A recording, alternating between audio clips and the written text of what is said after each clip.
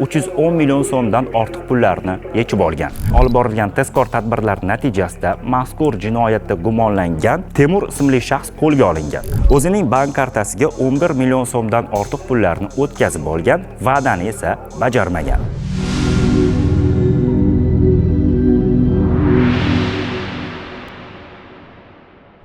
Toshkent shahar Ichki ishlar bosh boshqarmasi axborot multimedia markazi sizlarni ogohlikka chaqiruvchi kontentlarni davom ettiradi. Demak, axborot texnologiyalari sohasidagi sodir bo'lgan jinoyatlar haqida ma'lumot beramiz. 310 million so'mdan ortiq pullarni yechib olgan shaxs ichki ishlar organlari xodimlari tomonidan qo'lga olindi.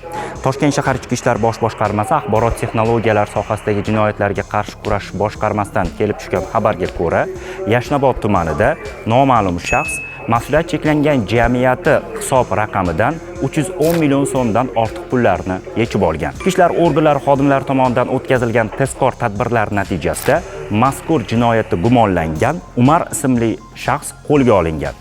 Mazkur holat yuzasidan O'zbekiston Respublikasi Jinoyat kodeksining 169-moddasi 3-qismi bilan jinoyat ishi qo'zg'atilgan.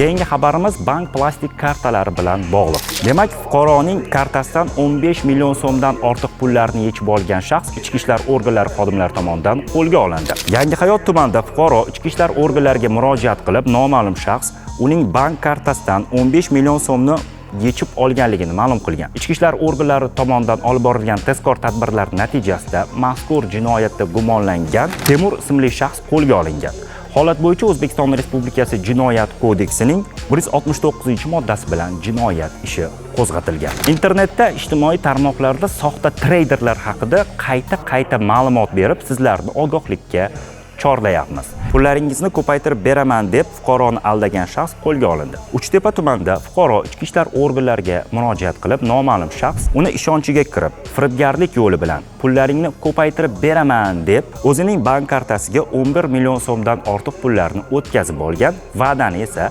bajarmagan. Ichki ishlar organlari xodimlari tomonidan olib borilgan tezkor tadbirlar natijasida mazkur jinoyatda gumonlangan Akmal ismli shaxs qo'lga olingan. Mazkur holat yuzasidan O'zbekiston Respublikasi Jinoyat kodeksining 168-moddasi, ya'ni firibgarlik bilan jinoyat ishi qo'zg'atilib, bugungi kunda tergov harakatlari davom ettirilmoqda. Hurmatli yurtdoshlar, internetda, ayniqsa Telegram guruhlarida sizning pullaringizni ko'paytirib beraman degan shaxslarga aslo ishonmang. Pullarni siz o'z peshona teri evazingizga topyapsizmi? Uni ham firibgarlardan himoya qilish yo'llarini o'rganishingiz shart.